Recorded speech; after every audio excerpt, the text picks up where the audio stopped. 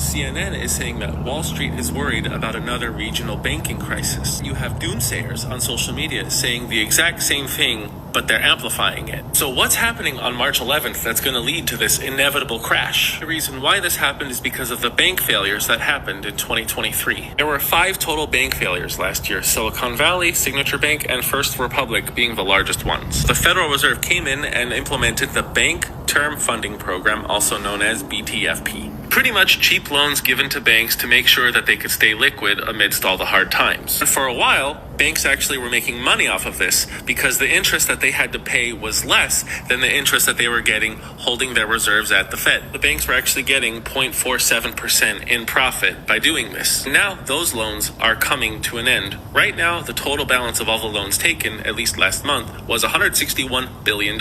So now there are wild predictions for an economic collapse. Fox News provides a study saying that there are 186 banks vulnerable to a SVB-like collapse. The fact that the office sector in commercial real estate is plummeting is not helping banks that are heavily invested in those types of loans, like NYCB. Here's something you have to know. Very, very wealthy people profit from whatever the mainstream media says. What I've noticed is if the mainstream media says go left, the very wealthy people are going right. Keep in mind, I don't think that we're headed for extremely prosperous times or that we're in prosperous times.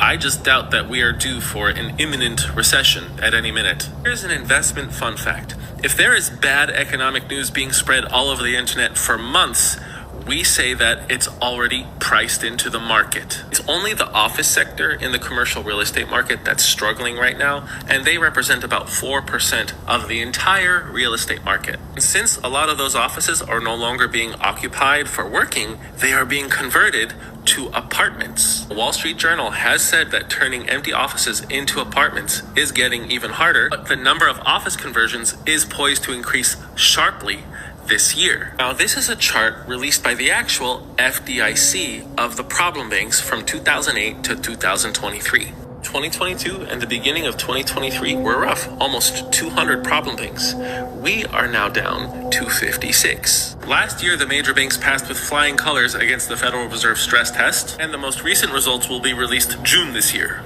And my question to you is, who do you believe? Do you believe Fox News that sells outrage? Do you believe CNN that sells the same outrage? Do you believe the influencers who are echoing all of the mainstream media? Or do you believe actual representatives of the United States economy? I don't